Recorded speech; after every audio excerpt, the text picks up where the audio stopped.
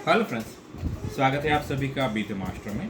मैं हूं जय और आज हम पावर ऑन नो डिस्प्ले के बारे में सब कुछ जानने वाले हैं। ठीक है कि अगर एक सीपीयू आपके पास है जिसमें पावर ऑन नो डिस्प्ले की कंडीशन है तो आप खुद से उसको कैसे रिपेयर कर सकते हैं। ठीक है, generally power on no display में दो कंडीशन होती है, एक तो कार्ड लेवल फॉल्ट की और दूसरी है चिप लेवल फॉल्ट की। ठीक है, तो हम कार्ड लेवल फॉल्ट पूरा का पूरा देखेंगे।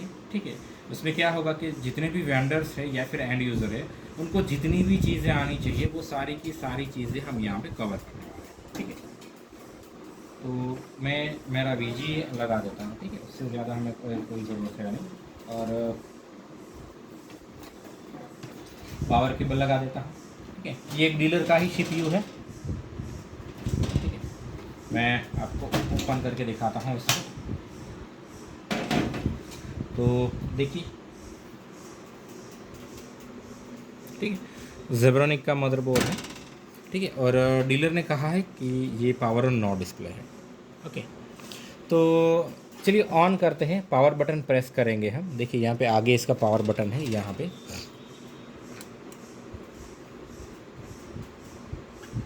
ये ऑन ही नहीं हुआ था। एक मिनट रुकिए, अब देखिए ये ऑन हो गया। ठीक है, तो अभी मैंने पोस्ट कार्ड वगैरह नहीं लगाया है क्योंकि डीलर के पास पोस्ट कार्ड नहीं होते हैं और ना ही एंड यूज़र के पास होते हैं। ठीक है, वो चिप लेवल रिपेयरिंग वाले के पास होते हैं। तो हमारा जो आज का टॉपिक है वो पूरा कार्ड लेवल का है, मतलब कि आप खुद से इसको कैसे रिपेयर कर सकते हैं। ठीक है, अगर चिप लेवल का प्रॉब्लम होगा तो आप खुद से रिपेयर नहीं कर पाओगे, आपको इसके जो एक्सपोर्ट है उन्हीं को ये देना होगा। लेकिन आप क्या क्या चीज़ें कर सकते हैं और आप कैसे श्योर हो सकते हैं कि कौन से पार्ट्स में प्रॉब्लम है। ठीक है, तो जितनी भी पॉसिबिलिटीज़ है मैं आपको बताने वाला हूँ। ठीक है, उसका पूरा ओवरव्यू दूंगा, बाकी आप खुद से ही समझ जाओगे आगे का। ठीक है, तो देखिए ये ऑन हो रहा है हमारा सीपीयू। ठीक है, ऑन हो गया है, फ़ैन घूम रहा है, लेकिन हमारे स्क्रीन पे हमें कोई भी डेटा शो नहीं कर रहा है। तो इसी प्रॉब्लम को बोलते हैं पावर ऑन नो डिस्प्ले, और ज़्यादातर केस में यही वाली प्रॉब्लम देखने को मिलती है। ठीक है, तो आप जब इंटरनेट पे सर्च करोगे तो आपको डिफरेंट डिफरेंट चीज़ें मिलेंगी, लेकिन प्रॉपरली हर एक चीज़ के बारे में आपको बताया नहीं जाता है। ठीक है, तो हम वही चीज़ आज देखने वाले हैं कि कैसे हम हर एक पॉइंट को कवर कर लेंगे पावर ऑन नो डिस्प्ले के केस में। ठीक है, तो देखिए इसमें मुझे ऑलरेडी पता ही है कि बोर्ड का प्रॉब्लम है। ठीक है, लेकिन जब आपकी system power on no display होगी तो बहुत सारी चीज़ें हैं जो आपको चेक करनी होती हैं। ठीक है, और जो मदरबोर्ड है वो हमारा सबसे लास्ट स्टेप होता है। ठीक है, तो शुरुआत से हम काम शुरू करेंगे। ठीक है, जब हम कार्ड लेवल की बात करते हैं पावर ऑन नो डिस्प्ले की, ठीक है, तो उसमें भी दो तरह की कंडीशन होती है नो डिस्प्ले की भी।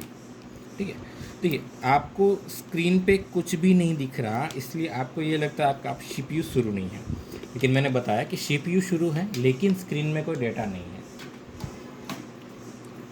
तो देखिए मैंने यूएसबी कीबोर्ड कनेक्ट कर लिया है। ठीक है, यहाँ पे तो जब भी आपकी किसी भी सिस्टम में पावर ऑन नो डिस्प्ले हो और अगर आप डीलर हैं तो आपके पास जब भी कोई कस्टमर का सीपीयू आता है जिसमें पावर ऑन नो डिस्प्ले है, तो सबसे पहले आपको एक चीज़ चेक करनी है कि आपका कीबोर्ड में क्या आप नमलॉक का एलईडी खुद से शुरू बंद कर सकते हैं। देखिए अभी ये नमलॉक का एलईडी नहीं हो रहा है, सेम ना ही कैप्स लॉक का।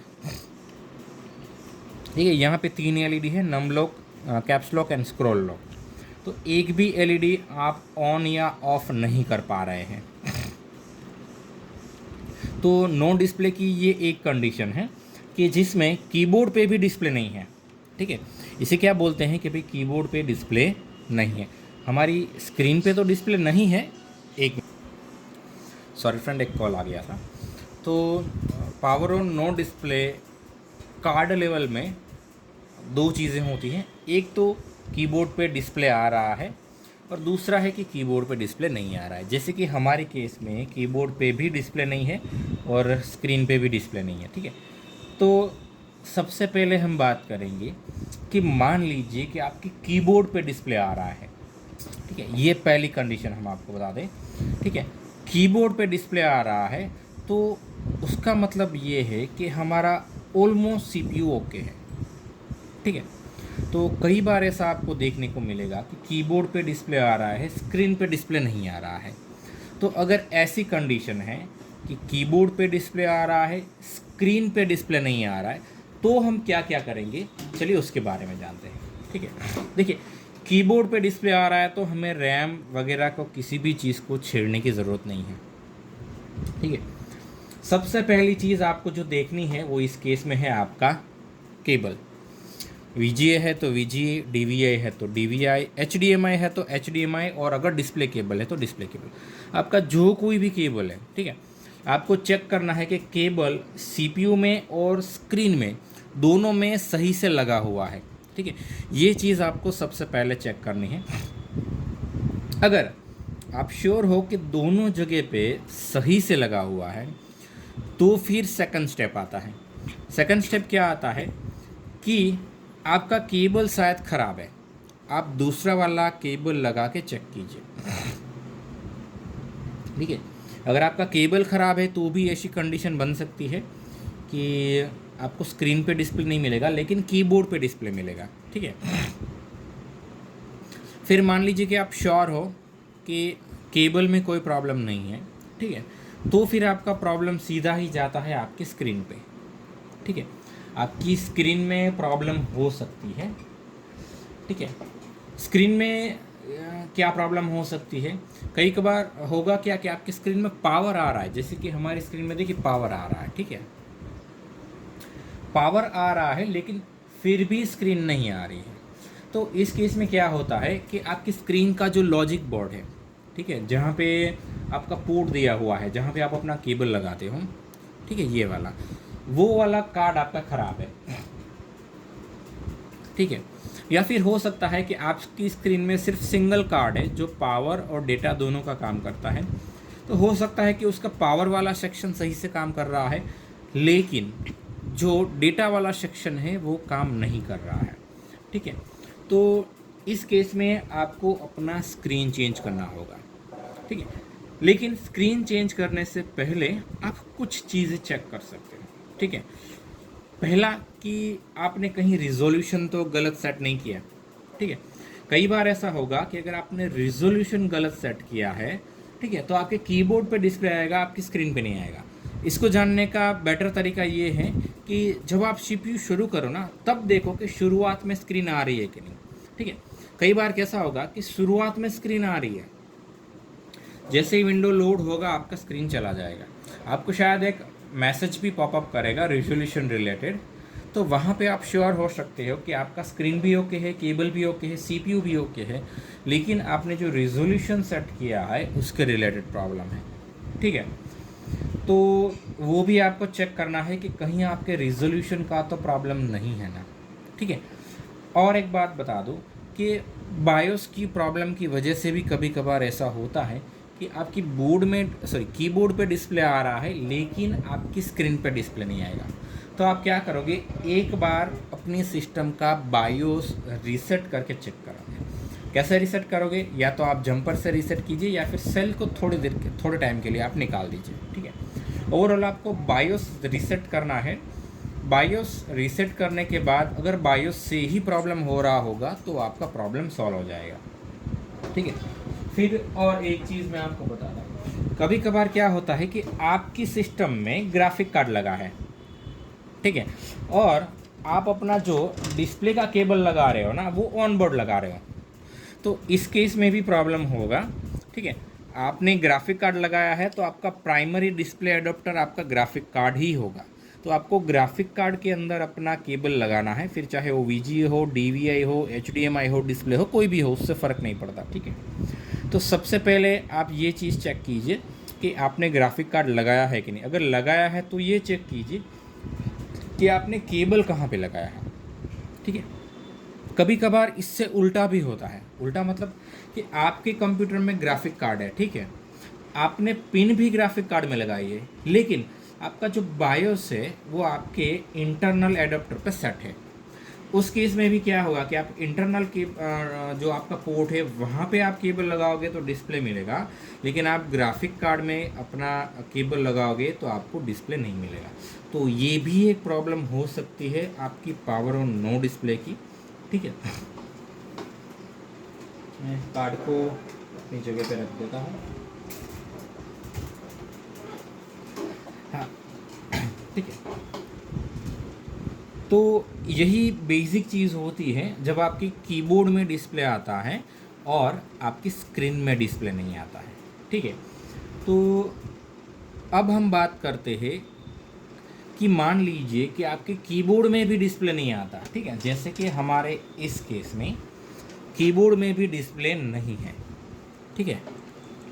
तो प्रॉब्लम डेफिनेटली सीपीयू का ही है। आपको सीपीयू की बाहर केबल, स्क्रीन कुछ भी चेक करने की ज़रूरत नहीं है, ठीक है। आपको सिर्फ और सिर्फ सीपीयू चेक करना है, आपके स्क्रीन केबल को छूना नहीं है। मेरे पास कई बार ऐसे केस आते हैं जिसमें वाकई ही में डिस्प्ले नहीं आ रहा है, कीबोर्ड पे भी नहीं आ रहा है, लेकिन फिर कस्टमर डिफरेंट अटैम्प्ट की वजह से केबल या फिर स्क्रीन ख़राब कर देता है। तो आपको ये चीज़ समझनी है कि एक्सटर्नल प्रॉब्लम कब होता है, मतलब कि सीपीयू के बाहर का प्रॉब्लम कब होता है और सीपीयू के अंदर का प्रॉब्लम कब होता है, ठीक है। तो मैंने कहा कि अगर कीबोर्ड में डिस्प्ले आ रहा है, ठीक है, तो 99% केस में बाहर का ही प्रॉब्लम है। अब आप बोलोगे तो 1% केस किसका होता है, ठीक है। कीबोर्ड में डिस्प्ले आ रहा है और 99% केस में अगर प्रॉब्लम हमारे केबल और स्क्रीन का ही है, तो बाकी के 1% का प्रॉब्लम क्या है? तो बाकी के 1% का प्रॉब्लम है आपका मदरबोर्ड जो है वो डिस्प्ले आउट नहीं कर रहा है, ठीक है।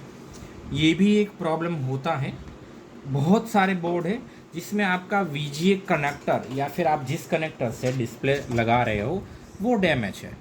तो इस केस में क्या होगा, कीबोर्ड पे स्क्रीन आएगा, ठीक है, लेकिन आपके डिस्प्ले पे स्क्रीन नहीं आएगा।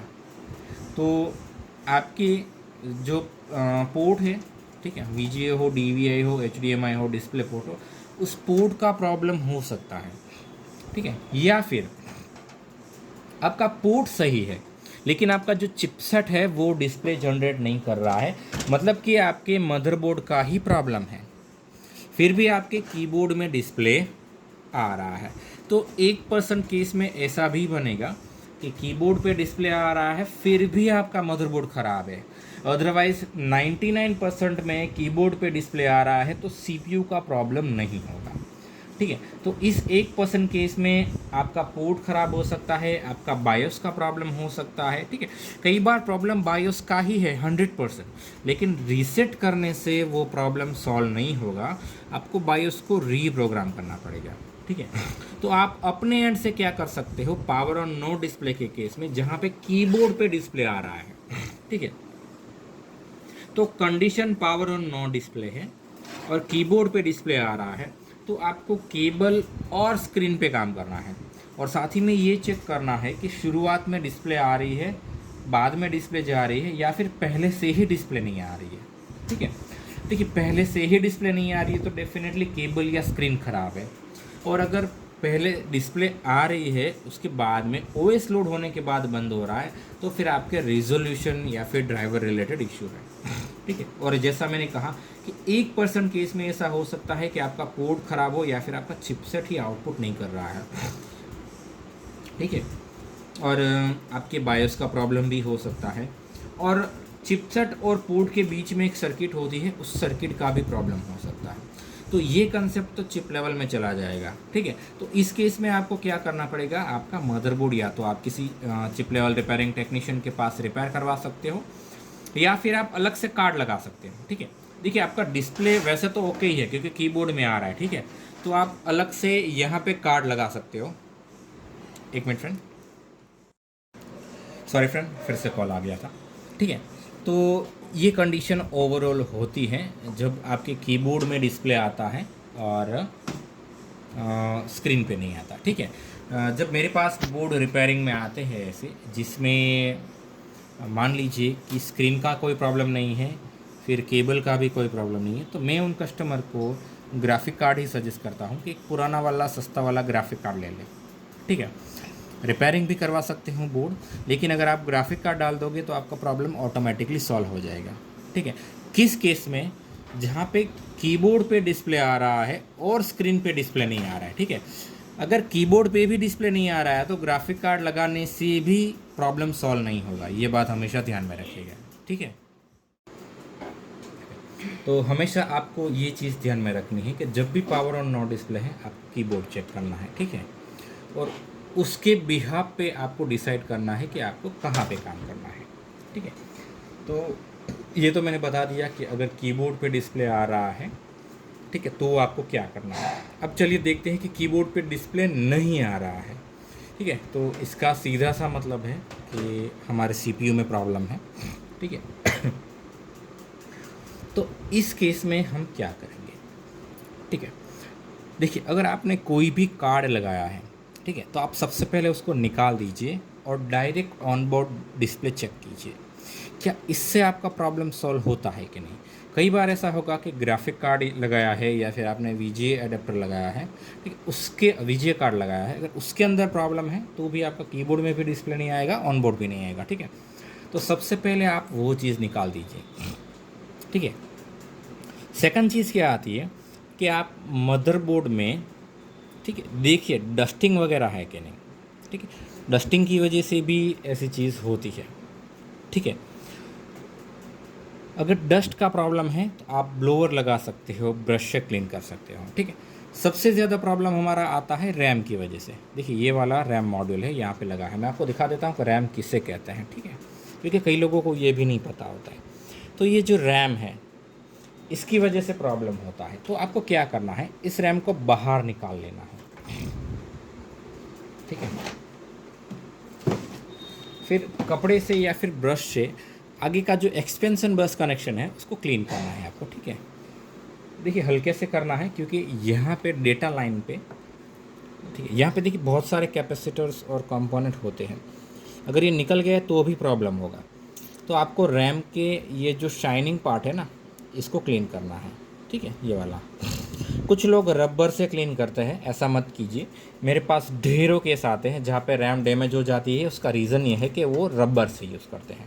और फिर भी अगर आपको रबर यूज़ करना है तो आपको फ्लैट जगह पे इसको रैम को रखना है और फिर रबर से क्लीन करना है, ऐसा नहीं, लोग ऐसा करते हैं। ठीक है, इससे क्या होता है, यहाँ पर प्रेशर आता है और ये रैम डैमेज हो जाती है।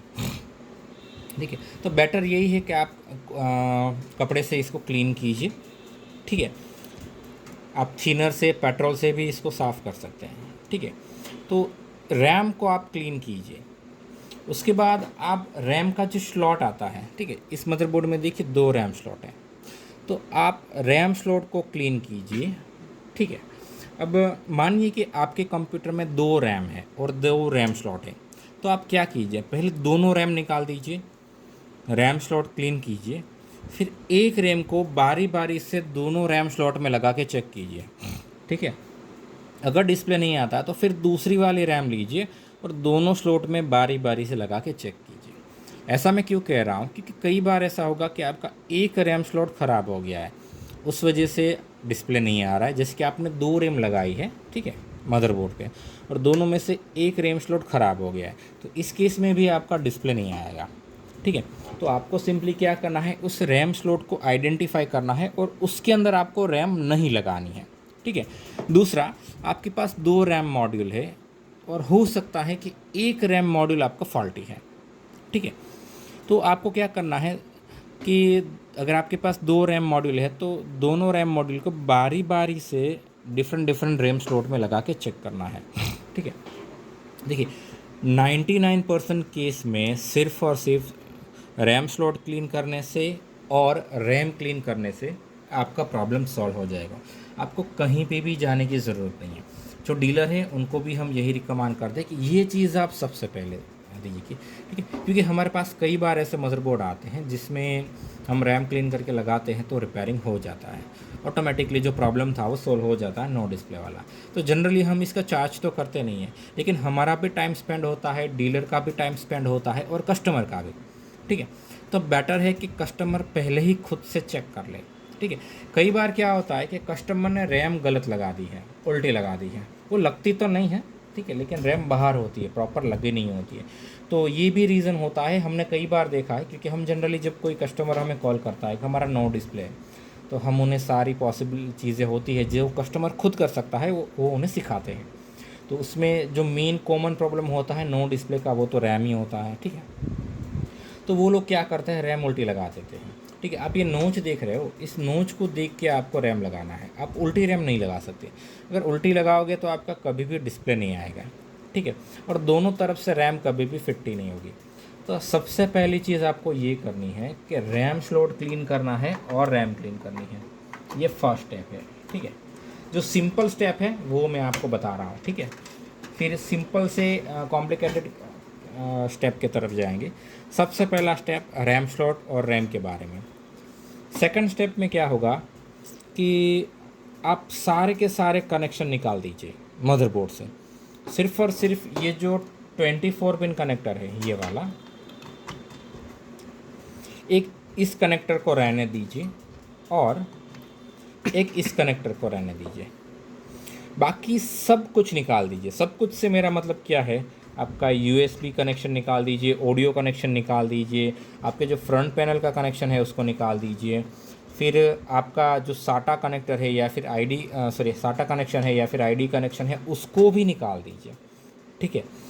और आपके हार्ड डिस्क में अगर एसएमपीएस का कनेक्टर लगा है या फिर कोई दूसरी डिवाइस है जिसमें एसएमपीएस से पावर जा रहा है तो वहाँ पे भी डिस्कनेक्ट कर दीजिए। सिर्फ और सिर्फ ये दो जो कनेक्शन है एसएमपीएस के जो मदरबोर्ड में लगते हैं, आपको सिर्फ और सिर्फ यही दो कनेक्शन लगाने हैं, ठीक है। और ट्वीज़र से, चिमटी से, किसी भी चीज़ से आपको डायरेक्टली मदरबोर्ड को पावर ऑन करना है। आप front panel connection online search कीजिएगा, आपको पता चल जाएगा कि कौन सी दो पिन को टच करने से आपका मदरबोर्ड स्टार्ट होगा, ठीक है। अब ऐसा मैं क्यों बता रहा हूँ, ठीक है, वो देखिए कई बार ऐसा होगा कि साटा कनेक्शन आपने हार्ड ड्राइव में दिया है, उसके वजह से आपका डिस्प्ले नहीं आ रहा है, ठीक है। पुरानी सिस्टम में ऐसा होता था, तो हम हमेशा इस चीज़ को ध्यान में रखेंगे कि ऐसा भी हो सकता है कि आपने साटा केबल लगाया है उस वजह से डिस्प्ले नहीं आ रहा है, ठीक है। अब यहाँ पे दो रीज़न हो सकते हैं, आपका हार्ड ड्राइव का प्रॉब्लम भी हो सकता है, बोर्ड का प्रॉब्लम भी हो सकता है, ठीक है। फिर आपने फ्रंट पैनल कनेक्शन लगा के रखे हैं, ठीक है, फिर चाहे वो यूएसबी का हो, ऑडियो का हो या फिर हमारी एलईडी या फिर फ्रंट का कोई भी, ठीक है। तो इनके प्रॉब्लम की वजह से भी हमने कई बार देखा है कि आपका पावर ऑन होता है लेकिन डिस्प्ले नहीं आता है, ठीक है। तो आपको ये चीज़ भी करनी है, ठीक है। और इसके बाद अगर आपका आईडी कनेक्शन लगा हुआ है तो उसको भी आपको निकाल देना है, ठीक है। उसकी वजह से भी पावर ऑन नो डिस्प्ले के कंडीशन होते हैं। इसलिए मैंने बोला कि आपको सिर्फ और सिर्फ दो चीज़ें लगा के रखनी है, एक 4 पिन कनेक्टर और एक 24 पिन कनेक्टर। और अगर हम पीछे के आईओ पोर्ट की बात करें तो यहाँ पे आपको सिर्फ और सिर्फ वीजीए लगा के रखना है और कुछ भी नहीं, ठीक है। कई बार आपने यूएसबी डिवाइस कोई लगा के रखी है, आपने लेन पोर्ट में लेन केबल लगा के रखा है और वहाँ पे कोई दिक्कत है तो उनके वजह से भी आपका डिस्प्ले नहीं आएगा, ठीक है। तो सबसे सेफ़ तरीका क्या है कि मदरबोर्ड में से सारे कनेक्शन निकाल दीजिए, ठीक है, सारे के सारे, सिर्फ दो पावर कनेक्शन रखिए ये वाले, और आप वीजीए कनेक्ट करके रखिए या फिर एचडीएमआई डिस्प्ले डीवीआई जो भी हो, ठीक है। और मान लीजिए कि आपका प्रॉब्लम इससे सॉल्व हो गया, डिस्प्ले आ गया, तो फिर आप एक एक करके सारी चीज़ें लगाइए और चेक कीजिए कि कौन सी चीज़ लगाने की वजह से आपका प्रॉब्लम शो करता है, ठीक है। इससे आप क्या है कि प्रॉब्लम को शॉर्ट लिस्ट कर पाएंगे, ठीक है, क्योंकि आपकी हार्ड डिस्क की वजह से भी power on no display case बनेगा, आपकी रैम की वजह से भी बनेगा। और अगर आपने कोई दूसरी डिवाइस लगाई है पीसीआई स्लॉट में, पीसीआई एक्सप्रेस स्लॉट में, ठीक है, तो उस कंपोनेंट की वजह से, उस कार्ड के वजह से भी ऐसा होता है कि पावर ऑन नो डिस्प्ले है, ठीक है। फिर आपका एसएमपीएस है जो, इसमें अगर प्रॉब्लम है तो भी ऐसा केस बनेगा कि बोर्ड ऑन तो होगा लेकिन डिस्प्ले शो नहीं करेगा। जैसे कि आपका पावर गुड नहीं बन रहा है, आपका वोल्टेज बहुत ज़्यादा ड्रॉप हो रहा है, ये जो ये जो 4 पिन कनेक्टर है इसमें पावर प्रॉब्लम है, ठीक है। तो ये सारी ओवरऑल आपकी SMPS की फॉल्ट है। तो SMPS में फॉल्ट है तो भी ये चीज़ होगी। तो उस केस में क्या करना होगा कि आपको SMPS चेंज करके चेक करना है, ठीक है। तो सबसे पहले रैम चेंज करके चेक करना है। सबसे पहला स्टेप ये, रैम क्लीन कीजिए, इसके रैम के ऊपर काम कीजिए, सॉकेट क्लीन कीजिए, मदरबोर्ड को क्लीन कीजिए, रैम क्लीन कीजिए। मल्टीपल रैम है तो एक एक रैम बारी बारी से लगा के चेक कीजिए। फिर इससे नहीं होता है तो रैम चेंज करके चेक कीजिए। इतने से अगर आपका काम नहीं बनता है तो फिर ये वाला स्टेप यूज़ कीजिए, सारे के सारे कनेक्शन निकाल दीजिए और फिर से रैम पे आ जाइए, ठीक है। कभी कभार होता क्या है कि देखिए आपका कोई कंपोनेंट लगा है यहाँ पे जो शॉर्ट है, उसकी वजह से डिस्प्ले नहीं आ रहा है। आपने रैम पे काम किया, ठीक है, लेकिन लास्ट में जब आपने रैम लगाया तब रैम सही से नहीं लगा है। फिर आपने क्या किया, सारे के सारे कनेक्शन निकाल दिए, फिर ट्राई किया तो भी डिस्प्ले नहीं आएगा क्योंकि अब तो रैम भी सही से नहीं लगा है, ठीक है। तो रैम को हर एक स्टेप के बाद आपको चेक करना है।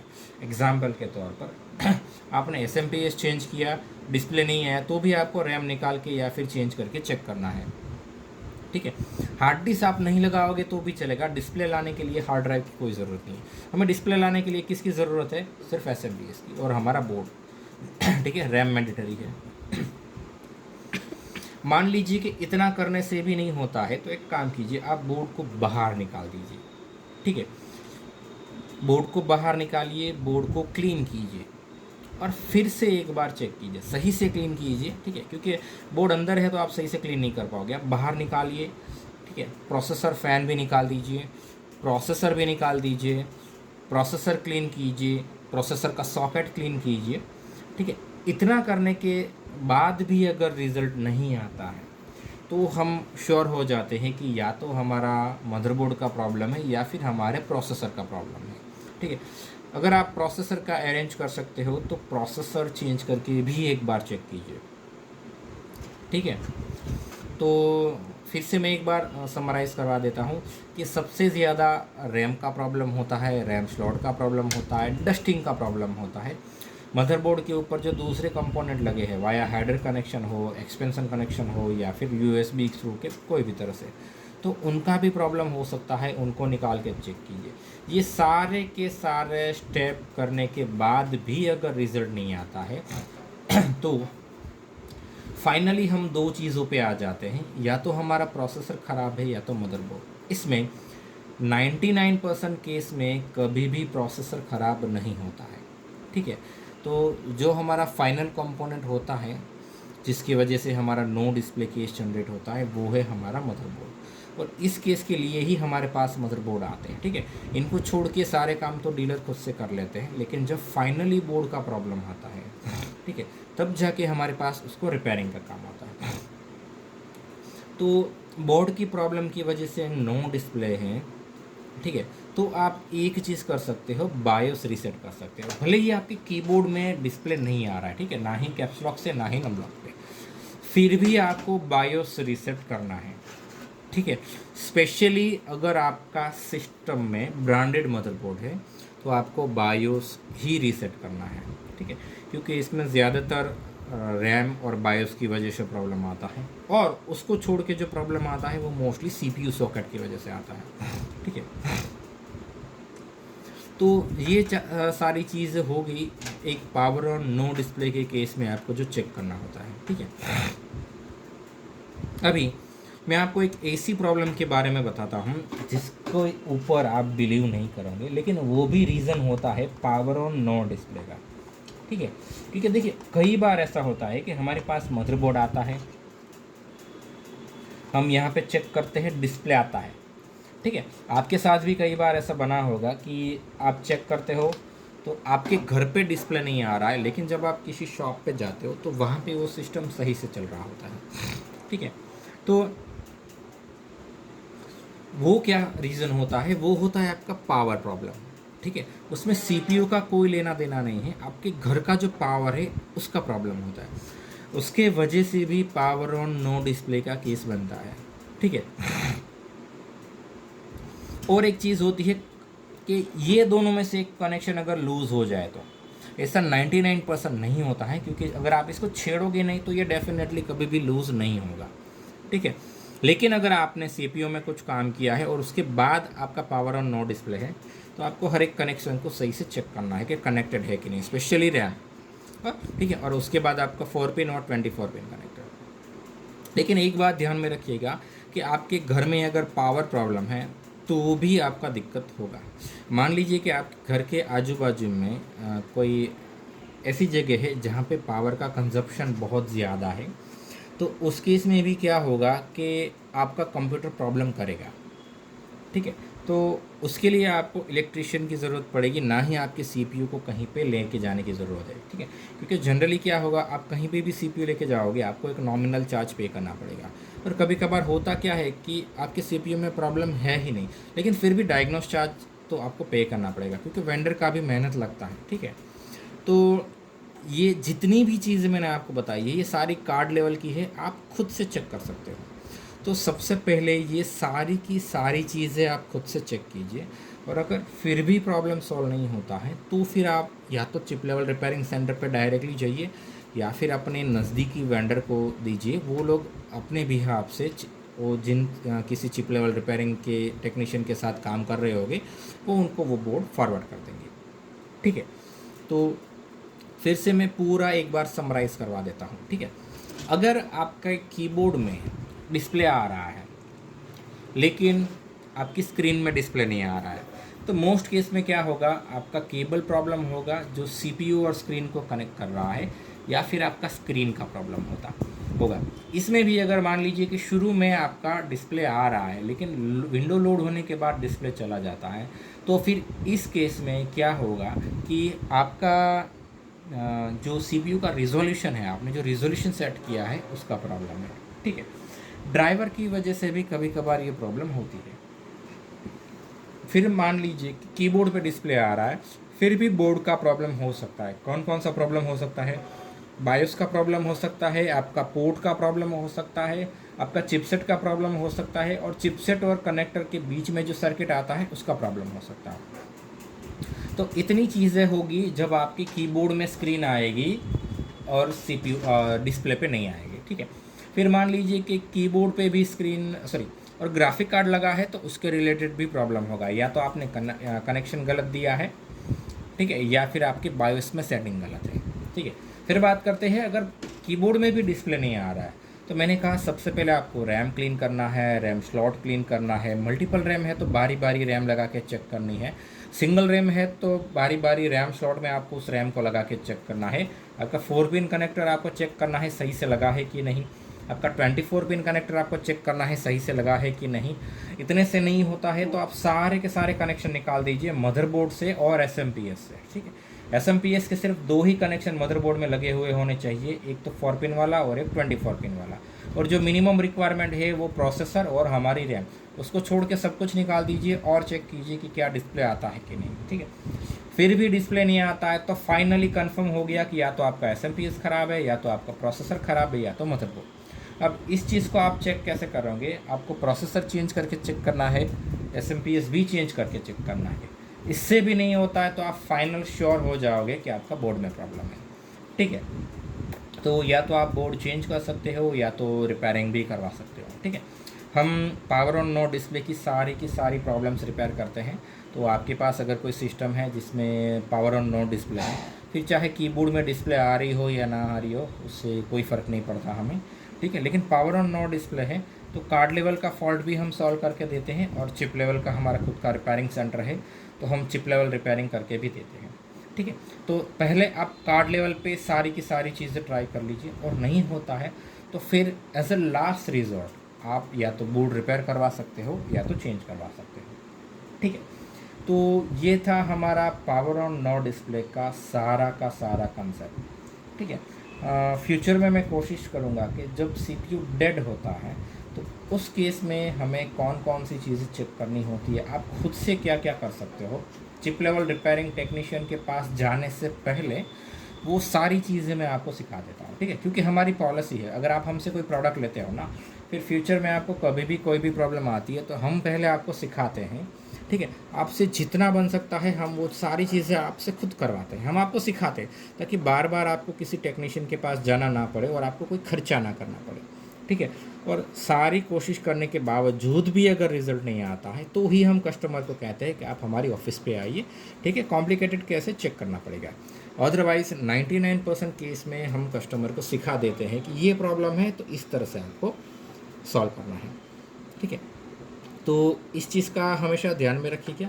ये भी ध्यान में रखिए, अगर आप सर्विस कर रहे हो और उसके बाद आपका डिस्प्ले आना बंद हो गया तो आपने कहीं ना कहीं गलती ही की है। शायद आपने जो सीमोस रीसेट जंपर है उसको निकाल दिया है, आपने 24 पिन या फिर 4 पिन कनेक्टर सही से नहीं लगाया है, आपने रैम सही से नहीं लगाया है, आपने प्रोसेसर लगाया उस टाइम पे सॉकेट की पिन मुड़ गई है, डैमेज हो गई है, ठीक है। ढेरों रीज़न हो सकते हैं, लेकिन मैंने सारे रीज़न आपको एक सिंगल वीडियो में बता दिए हैं। तो होगा क्या कि आपको सिर्फ ये एक वीडियो स्टोर करके रखना है, और जब भी आपका पावर ऑन नो डिस्प्ले होता है इस वीडियो को देखिए, और जितनी भी चीज़ें इस वीडियो में कही गई हैं सारी की सारी 1 बाय 1 चेक कीजिए। अगर आपका बोर्ड का प्रॉब्लम नहीं है तो आप खुद से उसको रिपेयर कर पाएंगे, ठीक है। फिर मान लीजिए कि एसएमपीएस ख़राब है तो आपके पास 2 ऑप्शन है, या तो एसएमपीएस रिपेयर करवाइए या तो चेंज करिए, ठीक है। मैं हमेशा रिकमेंड करता हूँ कि अगर हैवी एसएमपीएस नहीं है तो आप चेंज कर दीजिए, इसको रिपेयर मत करवाइए, ठीक है। रैम तो रिपेयर जनरली होता नहीं है, ठीक है। ऐसा नहीं है कि नहीं होता है, लेकिन अफोर्डेबल नहीं है इसलिए करना नहीं चाहिए, ठीक है। तो अगर रैम का इशू है तो रैम को सीधा चेंज कर दीजिए, और आप देखेंगे कि आपको जब भी पावर ऑन नो डिस्प्ले का केस बनता है, ठीक है, मोस्ट केस में रैम के आसपास ही इशू होगा। या तो रैम स्लॉट में डस्ट होगा, या तो रैम में डस्ट होगा, या तो रैम सही से लगी नहीं होगी, ठीक है। मल्टीपल रैम लगी होगी, उसमें से एक भी रैम अगर फॉल्टी है तो भी ये दिक्कत करेंगे, ठीक है। मल्टीपल रैम स्लॉट है, उसमें से एक भी रैम स्लॉट में प्रॉब्लम है तो भी ये दिक्कत होगी। आपने कोई कार्ड लगाया है, उस कार्ड में प्रॉब्लम होगी तो भी दिक्कत करेंगे। आपने कोई डिवाइस अटैच की है, उस डिवाइस में प्रॉब्लम है तो भी दिक्कत होगी। तो ढेरों रीज़न है दिक्कत के, और सारे के सारे मैंने इस वीडियो में आपसे डिस्क्लोज़ किए हैं, ठीक है। तो पूरा वीडियो देखिए, हर एक चीज़ को ऐसा हो तो आप नोट करके रख सकते हो, ठीक है।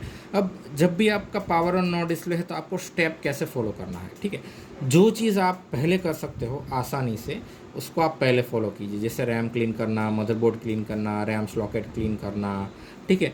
जो चीज़ के लिए आपको खर्चा लगेगा या फिर टाइम लगेगा उसको लास्ट में कीजिए, जैसे कि एसएमपीएस बदलना, प्रोसेसर बदलना। हो सकता है कि रैम का ही प्रॉब्लम है लेकिन आपके पास रैम नहीं है, ठीक है, तो आप दूसरी चीज़ें ट्राई कर सकते हो पहले, ठीक है। कि ऐसा नहीं है कि मैंने रैम पे काम किया तो फिर पहले मुझे नई रैम चाहिए होगी उसके बाद ही आगे बढ़ेंगे, ऐसा नहीं है।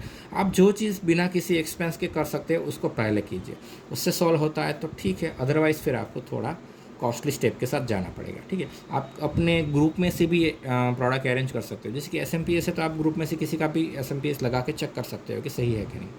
रैम में शायद हो सकता है कि आप जो रैम यूज़ कर रहे हो वो दूसरे बंदे के पास ना हो, जैसे कि आप DDR2 यूज़ कर रहे हो और आपके ग्रुप में DDR2 ना हो, या फिर आप DDR3 यूज़ कर रहे हो जो ग्रुप में ना हो, या फिर DDR4, ठीक है। तो आपको सेम रैम अगर ग्रुप में से कहीं से मिलती है तो एक बार लगा के चेक करना है, ठीक है। तो ये ओवरऑल चीज़ें होती हैं। दूसरा, मैंने CPU फ़ैन की वजह से भी power on no display case देखा है, ठीक है। तो ये रेयर केस में बनेगा, फिर भी आप एक बार चेक कर सकते हो, ठीक है।